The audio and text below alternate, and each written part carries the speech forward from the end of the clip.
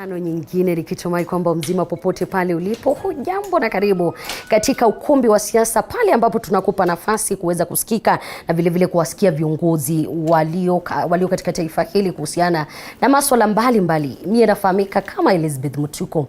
Tunapoelekea katika uchaguzi mkuu, miungano ya kisiasa inaendelea kuchipuka, walio ndani ya miungano wakionekana kuchukua misimamo, na hii leo muungano wa One Kenya Alliance maarufu OKA wakitia saini makubaliano yao, tukishuhudia muungano wa kinara wa ODM Raila Odinga na ambao wanapiga upato wa Azimio la Umoja ukiendelea kushika kasi sawa na ule wa Kenya Kwanza unaohusishwa na naibu wa Rais William Ruto, kinara wa ANC Musalia Mudavadi na Ford Kenya. Hii leo tunaangazia siasa za miungano, na studioni nipo na ye mbunge wa kaunti ya Wajir Fatuma Gedi sawa na yule wa Kiambu Gathoni wa Mushomba. Karibuni waheshimiwa. Nashukuru. Asanteni kunipa nafasi. Unawasiliana nasi kwa 220447 na katika mitandao ya kijamii @TV47 Kenya pale Facebook, sawa na ukurasa wetu wa Twitter, ukurasa wangu binafsi ukisalia L_Liza. Nitaanza hili moja kwa moja. Tumeshuhudia miungano ambayo inaendelea kushuhudiwa katika masuala ya siasa. Nitauliza hili, kuna yeyote anaweza kushinda pasi miungano? Tuanze kwako mheshimiwa. Kuna yeyote anaweza kushinda pasi miungano, ama hili linabadilika kwa namna gani? Well, I'm not a political analyst. I'm a politician by practice. And where I vie, I vied in Kiambu County. I did not get into a coalition, and I won the seat I was interested in. So your question can only be answered by the person who is vying for that seat that requires coalitions. Nimekuelewa hapo mheshimiwa, lakini so I cannot stand here to answer a question no. Ninauliza hivyo ni kwa kuwa ni urais. Tuendelee hapo kwa urais, huko kwingine naelewa. You see, you didn't specify kusema kama ni kwa urais ama ni wapi. Lakini kwangu mimi of course kwa sababu naomba kiti ya ile nataka, it depends whether ile kiti nataka inataka nipatiwe kushikiliwa na wale wengine. Lakini even at the county level or at the constituency level, hakuna mwanasiasa anapata kiti bila kushikiliwa na wale wengine ama kuungana na wale wengine.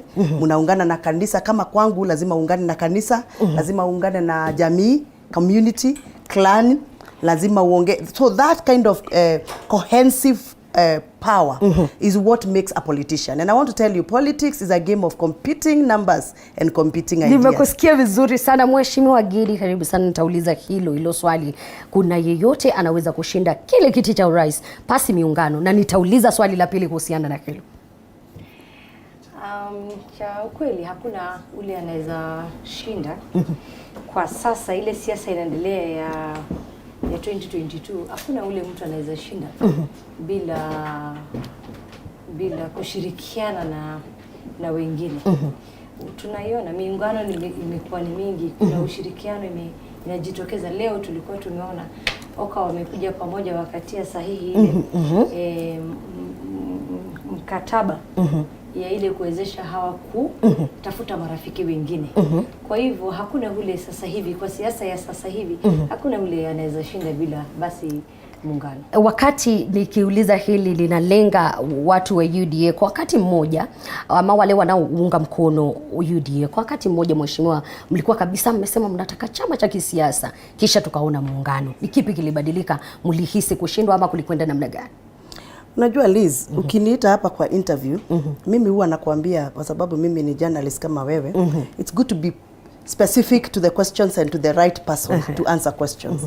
First of all, I was not in the negotiation table to negotiate on behalf of UDA. Number two, I am not the spokesperson of UDA. And therefore, I cannot come here and tell you that we said this and now we are saying this, because I'm not the spokesperson. What you should be asking me, what is my role within that political movement? Nilikuwa na wewe hapa na tukasema kwamba tunataka sura ya chama cha kitaifa. Hili lilibadilikia wapi? Bahali tumesimama sasa hivi, hatuna sura ya kitaifa. Ninakuuliza hili la miungano lilibadilikia wapi? Mimi sitaki uniulize maneno ya miungano. Kwa sababu I am not the right person. No. I am not the right person to speak on behalf of UDA. Are we together? Nimekuelewa. I am not the right person to speak on who is negotiating on what, because I am not in the negotiation table. Kujibu ni sawa. Twende kwake Mheshimiwa Fatuma Gedi. Unajua cha ukweli, Mheshimiwa Gathoni yuko kwa UDA. Na ukiwa kwa chama ya UDA lazima utazungumza kwa niaba ile chama. Ili kwamba kama tuseme vipi, kama anaamini ile ideals ama ideology ama ile mipango za ile chama yake. Kwa hivyo yeye kusema yeye hayuko hapa kuzungumzia, kwanza hiyo si nzuri. Ya pili, tulisikiza mara mingi sana UDA wakisema hawa ni chama yao ni chama kubwa ya kimataifa. Hawataki hizi chama ndogo ndogo, hawataki madoa, hawataki sijui nini, hawa wamejiamini. Ni double standard. Kwa hivyo ndio unahisi siasa yao ni siasa ya hypocrisy. Kuna wale wanasema miungano ni kusaidiwa, na hivyo kidogo unahisi hili ni kusaidiwa ama ni kwa kuwa manake UDA ilikuwa tayari imesema sisi tunaweza kwenda sisi peke yetu na tukashinda huu uchaguzi, na wakati huu bado hakuja kuwa na makubaliano kama alivyonielezea mheshimiwa, lakini wanasema miungano ni kusaidiwa tu. Muungano ni kukuja pamoja kutimiza ile mpango ikufikishe ama ikuvukishe 2022. Lakini hawa unakumbuka walikuwa wanatupiga hata political parties bill wakati tulikuwa tunapitisha bunge. Walikuwa wanatupiga sana, walikuwa wanasema hawataki kwa sababu hawataki ile coalition. Si ndio? What happened? Kidogo tumeona nini? Wameita Wetangula na Mudavadi. Hawa wamekuja na chama yao. Ile sio chama ya kimataifa vile hawa walikuwa wanasema. Kwa hivyo kwangu ni kuogopa, wameogopa kutafuta watu wengine. Uzuri yuko hapa na anakusikiza na anaweza kujibu hilo iwapo. Kwa bahati mbaya wameogopa, lakini wakatafuta nini? Watu wenyewe hata ni wako weak zaidi. Mheshimiwa ungependa kusema chochote sehemu zingine kama Mount Kenya? Unajua my sister, I've told you, politics is a game of competing numbers and competing ideas. Ideas and numbers. Okay? If you are a politician, your business is to look for strategies ama kutafuta mbinu za kukusaidia kuongeza numbers of followers and people who believe in you and give you fresh ideas or more ideas that can convince more people to follow you and therefore you add your numbers. Are we together up to there? Tumeelewa. And in politics, there is never a written and a permanent law in politics. Are we together up to there? And that is why unasikia watu wakisema miungano mingi ya Kenya ni utapeli. Which has been the history of this country. I was seated like you in the year 2002 to the year 2009 discussing biashara ya utapeli katika vyama vya coalitions. Are we together up to there? So I do not want to come and sit here and start talking coalitions. Because coalitions are strategies of politicians kuongeza numbers na kuongeza fresh ideas. I am not the spokesperson of UDA and therefore I'm not going to talk about who is coalition. By the way, between now and April there will be so many formations. Hata leo umeona kuna formations. Lakini mheshimiwa kuna jambo moja when Gideon Moi was launching, can I speak? Tuendelee. Mheshimiwa tuendelee. When Gideon Moi was launching his presidential bid, did you listen to what he said? He said he's not going to join anybody and he's going to push it through until the final presidential bid. Today, we have seen him signing a coalition agreement with other people. Kwa hivyo tuseme kwamba mambo yanabadilika tu. Politics is a very, very flexible game. And it is a game of competing ideas and competing numbers. If today I am alone and I realize I'm going to lose whatever I want politically, I will look for my sister. And she also needs to be very honest with herself. If she realizes that she's losing somewhere, she will look for a Mushamba. True or not true? That is politics. So let's not come here and start calling each other hypocrites. Sijui wameogopa. Hiyo language mheshimiwa, hiyo sio language ya wanasiasa ambao ni viongozi. Wacha tu tuongee facts and and statements that can be, you know, can stand at test kuna of time. swala la muungano mpya wa OKA ambao nyinyi wote mmeona hii leo, na nitauliza hili, huu muungano utabadili chochote? Manake kumekuwepo na mazungumzo kwamba kuna farasi wawili tu. Hili litabadili chochote katika siasa za taifa hili? Huenda pakawepo na runoff after this na wakaokosesha upande mmoja kupata ile 50+1 ambayo inahitajika? I will tell you without blinking. Nitakwambia bila kuogopa ya kwamba kulingana na vile sisi tuko mashinani tunasikia, na wale ambao tunashinda mashinani, mimi naishi mashinani, mimi naishi pahali nachaguliwa na wananchi wangu. My neighbor is my voter. I live there, na naenda soko huko, naenda saluni hapo, nachota maji hapo, and I can tell you from where I come from in Kiambu, whether there is a coalition called OKA, whether there is a coalition called Kuzimia, UDA and the friends will win in the morning with over 55% without a runoff, without a competition. Na mtakuwa honorable. Twende kwa kumheshimiwa Gedi. Unajua mtu wetu siweke mchezo kwenye mazungumzo. Sio mchezo. Na tuseme tu ukweli vile utakubali azungumze, maana yake amekupa muda. Pia utaliruhusu tuendelee mheshimiwa Fatuma Gedi. Cha ukweli. Wamshaba ile kitu hatuambii. Kama UDA wako na coalition agreement na ANC na Ford Kenya. Ya pili, hakutakuwa na runoff. Farasi ni wawili. Ni Right Honorable Prime Minister na William Ruto. Na kutaksisi vile kwa mimi ile mrengo nimetoka, najua tutakuwa na coalition kubwa inaitwa Azimio. Sisi wote tutakuwa pale. Mtakuwa pamoja. Lakini wakati mnasema na hakuna runoff, sisi tunajua 50+1 imepita. Wakati mnasema hivi, yamekuwepo mazungumzo ya chini kwa chini kwamba nyinyi wana Azimio mnawafuata wale vinara wa OKA, aswa Kalonzo Musyoka wa Wiper apate kujiunga na nyinyi upande huu wenu vile vile, manake mnahitaji zile nambari. Utasemaje hawawezi kubadilisha siasa za taifa hili wakati ambapo bado mnawahitaji? Unajua au hata wakioa wote wachukue wote watashindwa. Nitakuja kwako. Sisi na muungano saa hizi tu, manake nimesikia pia nyinyi. Sisi na muungano ya OKA tunafanya kazi kwa ukaribu. Hata wewe leo wakati walikuwa nazungumza ulisikia vile walivyoongea. Na 3 weeks ago ulikuwa unasikia vile walikuwa wanaongea. Kwa hivyo mambo yamebadilika na yabadilika kwa uzuri. Kwa hivyo mnaamini wanakuja kwenu? Usijali dada, utakuja tu kuona. Lakini kitu nakwambia kutakuwa na muungano kubwa sana. Inaitwa Azimio. Nipo hapa na nitakuita na nitakuja kufagia watu. Haya, tuingie kwa nataka kukuuliza swali. Saa hii UDA inasemekana ya kwamba wako na uhusiano na ANC. Atueleze kama wako nayo kwanza. ANC na Ford Kenya. Hizo ni chama ngapi? 3. Azimio saa hii wanaringa wako na chama ngapi anda Azimio? Wako na chama karibu 7. Mbili. Karibu 7. 7. Compare wako na chama 7, hawa wako na chama 3. Ni akina nani kulingana na scientific poll ambayo zimetangazwa? Ni akina nani wako na namba sahi? Azimio. Sahi.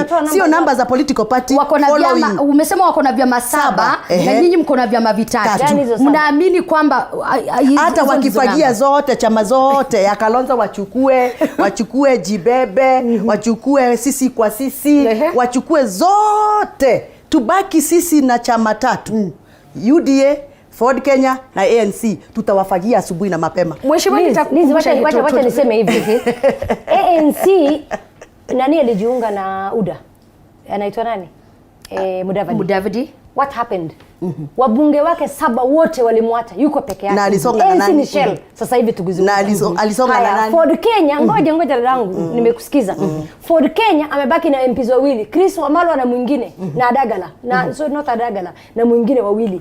Ford Kenya wamemwacha. Western uliona jana ile waumizi wamefanya. Ngoja. Sasa yeye anasema tuko na chama 3. Semi kama wako na muungano, wako na coalition agreement. Mshobo tuambie ukweli. mko na muungano wakati nikimsikiza yule Mudhama ambaye ni mwenyekiti wa chama hiki alisema ni marafiki kwa sasa, kisha kutoka baadaye watasign. Wacha nikwambie what is going on. I want to tell you what is going on, and I think it is good to be honest. I think sometimes my sister Fatuma will always play a naive role in politics, and it's good to agree, my sister. When you are naive, it's good to say I am naive in this. The reason why I'm saying that, I am not naive. Ukiona Mudhama akikimbia kusema ya kwamba there is no coalition agreement between this party and this party, kuna moto alikuwa nazima. Hakuna moto. Ile moto alikuwa nazima ni ya Mount Kenya region. Okay? I am from Mount Kenya region and I know what has been going on tangu ile siku tulienda Bomas na tukashangiliana ANC na UDA na Ford Kenya. Mount Kenya ilisi kutengwa. Sikiza. Kuna moto ambayo Mheshimiwa Mudhama alijaribu kuzima na ametusaidia sana. Kwa sababu sisi kuna kile tulikuwa tunagojea out of announcement ya Bomas na haijatangazwa bado. Swali ni je, mtazima hii mioto mpaka saa ngapi? Manake huenda likawageuka mheshimiwa, tukubaliane. Tugoje kesho uone vile tutasema. Tutakubaliana nawe ni kubwa zaidi kwako mheshimiwa Liz. Acha nikwambie dada yangu, kwanza mimi sio naive. Na mimi nimekaa politics, wewe umechaguliwa na mimi 2017 pamoja. Na hata kama mimi ni naive vile sasa kidogo najua unajicontradict. Anasema alikuwa na zima moto ya Mount Kenya, ili hali Mount Kenya wamechezwa. Nani ndio deputy president yao? Mount Kenya hawana nafasi. Kumbuka bado hawajatangaza ni nani ambaye atakuwa. Kwa nini anaongea maneno ya Boma hayuko? Ngoja tuendelee mheshimiwa Fatuma. Ngoja, hii ni debate na debate ya Kenya nzima, inahusu Mount Kenya peke yake. Moto gani anazima? Mbona watu wa Mount Kenya wanadanganywa? Mbona watu wa Mount Kenya wanalaghaiwa? Mbona mtu akuje chairman of a party akuje kusema ni sisi ni marafiki tu wakati Mount Kenya wamepiga kelele? Kwa nini wasikue wanaume halisi wakuje waseme hii ndio msimamo, hii ndio kama tuko na agreement, hii ndio agreement, kama hatuna? Kwa nini unadanganya watu, unataka kufunga tu watu macho baadaye ugonganishe watu? Kwa nini? Tuingie kwake mheshimiwa. Tumejitokeza vizuri, tumesema nani kwa tuingie kwako mheshimiwa. Unampatia dakika 3, mimi nanipatia dakika. Haya, twende dakika zako 3 kulingana na wewe. Kulingana na mimi, si vizuri kwa mheshimiwa rafiki yangu hapa Fatuma kuongea maneno ya Mount Kenya kwa sababu yeye si mwana Mount Kenya. Mimi ni mwana Mount Kenya. Tuendelee. Nikupatie nafasi uongee. No, this is a national debate. Tuendelee mheshimiwa. Mheshimiwa Gedi utatulia, manake amekusikiza na yeye pia apate kuzungumza. Twende mheshimiwa. Unajua akiendelea hivyo nitamwachia aendelee. Tuendelee mheshimiwa, manake tuendelee mheshimiwa. Tuwezi enda hivyo. Lazima tuwe na decorum. Tuendelee kwa kueleza point yako. Mimi ni mwana Mount Kenya na mimi naelewa vile watu wa Mount Kenya wanapiga siasa zao, na mimi ni mwana siasa wa Mount Kenya. Kwa hivyo tunajua ni nini ambayo tungetaka katika any coalition agreement. Okay? It is only 1 week after we went to Bomas. Last weekend ilikuwa the first weekend. To be very honest, if you want to have any coalition agreement with a lot of public participation from your stakeholders, you have to take time for you to consult. Hata mimi ningetaka kuitwa kama mwana coalition upate kusikizwa. Nisikizwe. So it is not fair for us to come here on a national television and start saying community fulani imechezwa na tujapatiwa coalition agreement, tuone ni nini imekubalianwa. It is wrong to assume. Exactly. It is wrong to assume that these people wamechezwa na hakuna kitu tumetangaza hivyo. By the way, let me tell you, I was in Bomas. I was in Bomas myself. I sat behind the Deputy President William Ruto representing my county Kiambu. We went there as friends of Musalia Mudavadi. Kisha kutoka hapo mazungumzo yakaanza. Okay? By then when we went there, I was not invited by Musalia Mudavadi. I was invited by my party friend to go and support him in a ceremony where he was invited. There was no paper. Did you see any paper passing? Did you see any agreement? May I finish? May I finish? Did you see any paper signed? Makaratasi tunajua when people are signing coalition agreement like what Oka has done today, you have seen them sign. Did you see any signature being done in Bomas? So that was just a ceremony where we went to say we are in friendship and in talks with this party. Wewe mwenyewe umesema Mheshimiwa Mudhama ambaye ni mwenyekiti wa chama hiki alikuwa anazima moto fulani. Huu moto ulikuwa exactly because people are assuming and creating their own stories out of something that is not existence. Okay, twende katika swala la ufisadi. Nimesikiza katika Can I say something not to Wamshamba but to you? Because inaonekana hii mazungumzo italeta shida. Sitaki shida yoyote, nataka tuzungumze tunatuelewane. Nataka nikuulize kama ile mheshimiwa anatueleza ni ukweli kwamba moto ilikuwa inazimwa Mount Kenya, basi kuna kitu yao inakuja, basi either Mount Kenya wanacheza ama Western tutasikia mchezo mtacheza nyinyi wote, kisha tutakutana hapa. Lakini ile tunajua Mount Kenya wamechezwa, wameoshwa.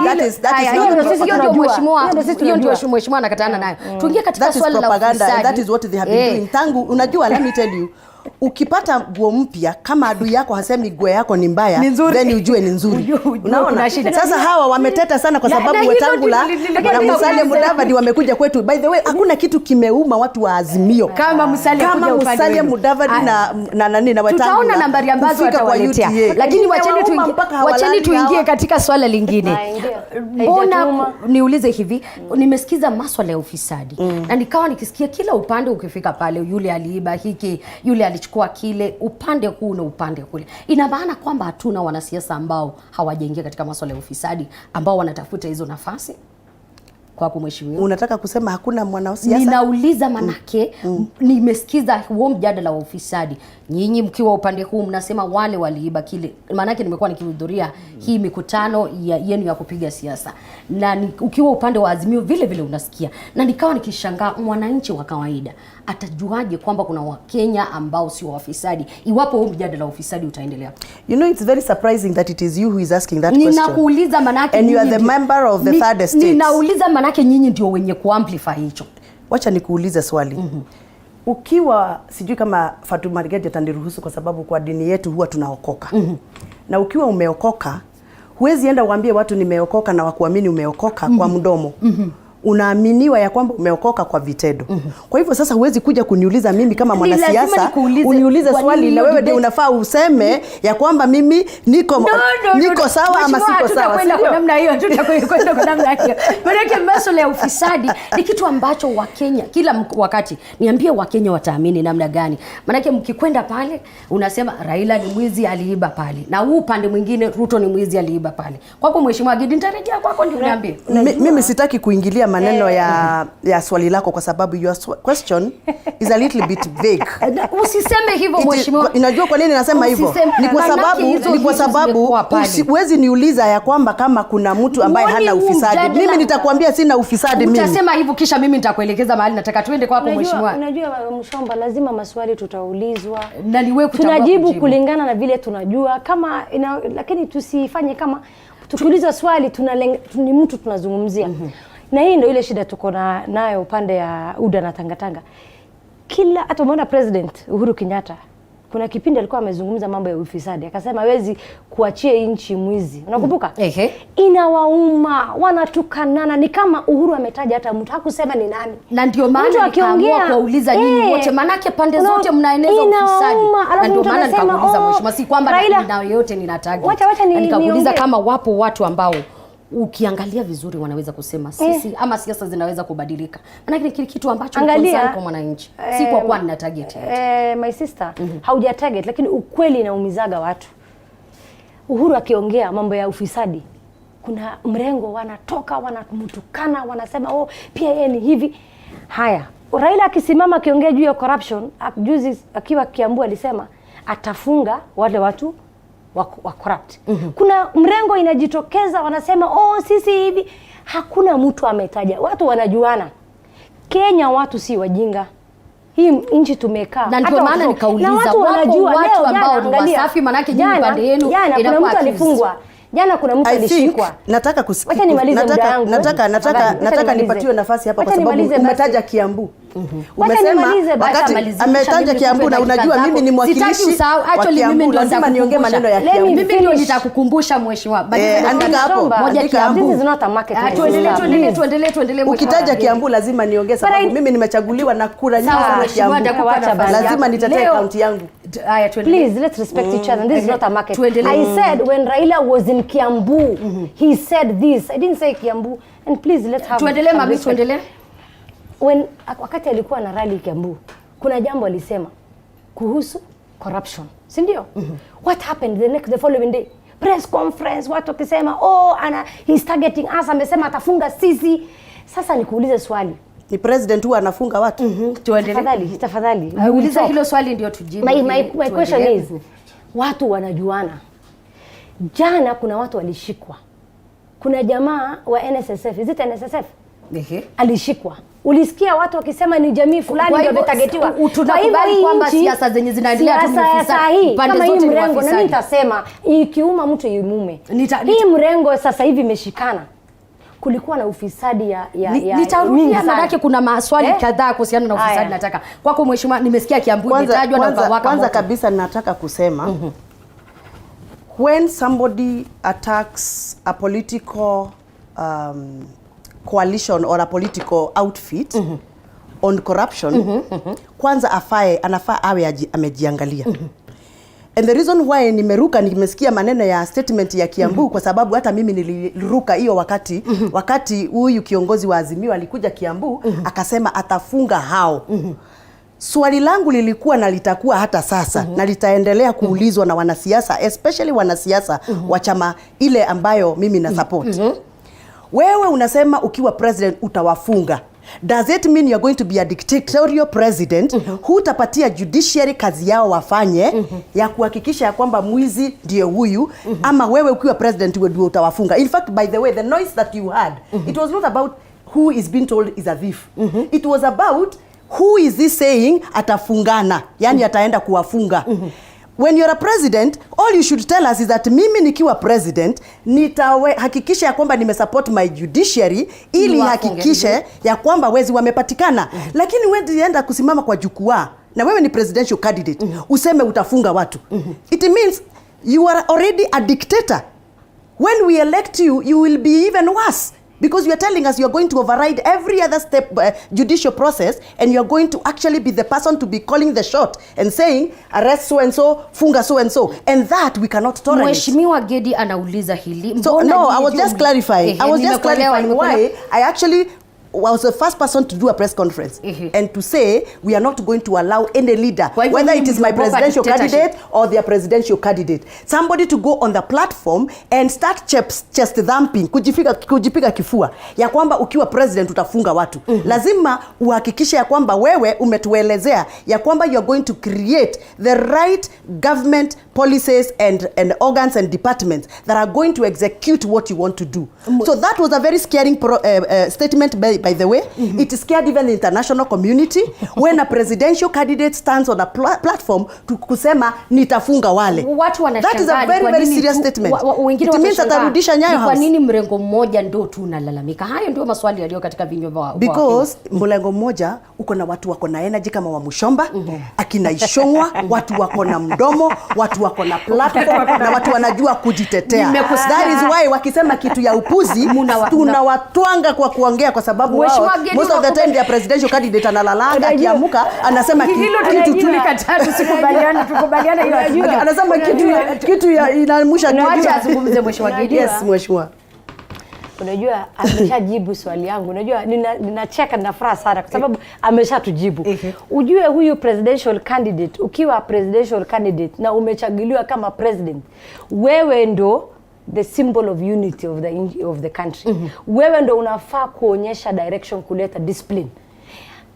Sasa hivi angalia, investors wamelalamika, the international community you're talking about, every time ile advisor wanapeananga inchi ni corruption.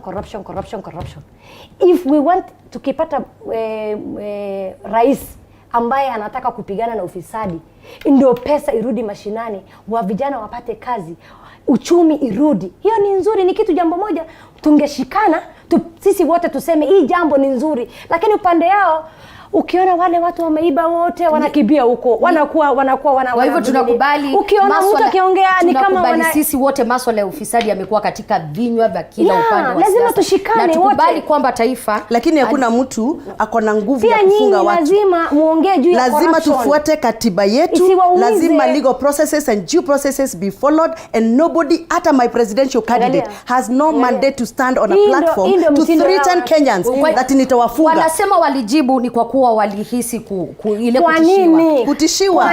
Mtu tayari hajachaguliwa na anatisha watu. Masuala ya udikteta ndio waliogopa. Lakini swali langu la mwisho katika mjadala huu nitauliza masuala ya wanawake. Je, wanawake wamefaulu katika masuala ya uongozi? Kizingatiwa sheria ya theluthi mbili ya wanawake pale bungeni ilifeli na bado tunawaona mkipiga siasa.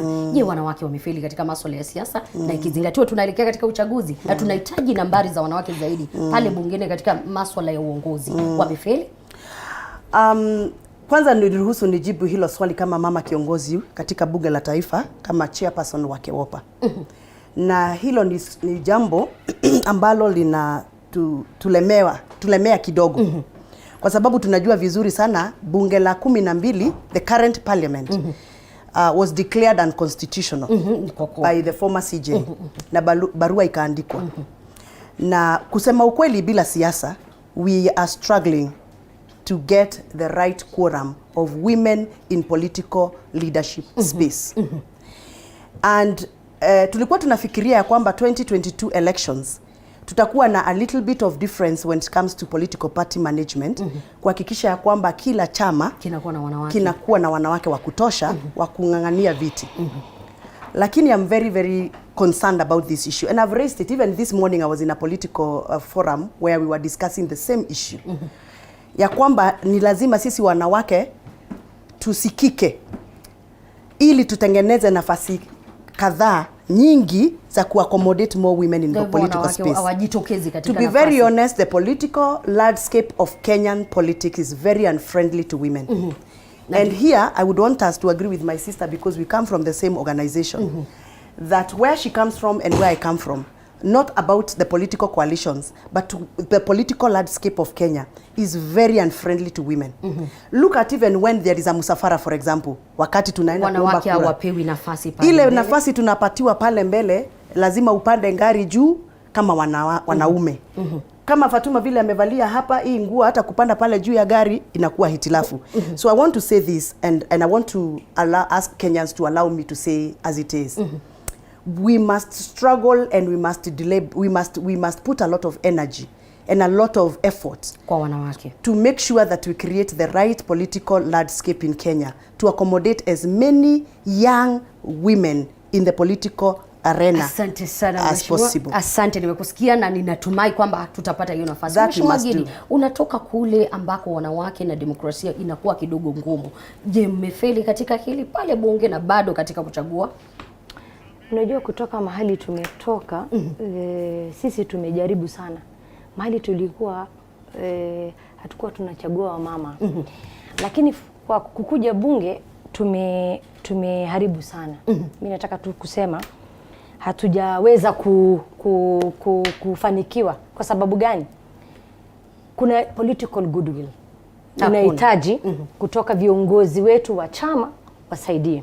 Wamejaribu, lakini sisi kama wamama pia sisi wenyewe tunachangia. Ukiona wamama wanaenda kusimama kwa podium, wanatukanana wenyewe kwa wenyewe, wanatamsha maneno machafu, watu wenyewe hawatatuhurumia. Wanasema sasa bunge mjadala wa masuala ya viongozi tu. Wacha nimalizie. Ukiona vile tuna conduct yetu, vile tuna behave, sisi wenyewe kwa wenyewe tunatukanana, badala sisi wenyewe tuhurumiane. Sasa nani atasaidia wamama? Asante. Kwa hivyo lazima tubadilike kama lazima tubadili kama mlivyosema. Asanteni sana kupata nafasi kuzungumza nami. Nitarejea katika masuala ya wanawake pekee tu, pasi masuala ya siasa ndio tupate kusikia kulikoni kabla ya uchaguzi. Asante sana kupata nafasi kuzungumza nasi na kuwa nasi katika ukumbi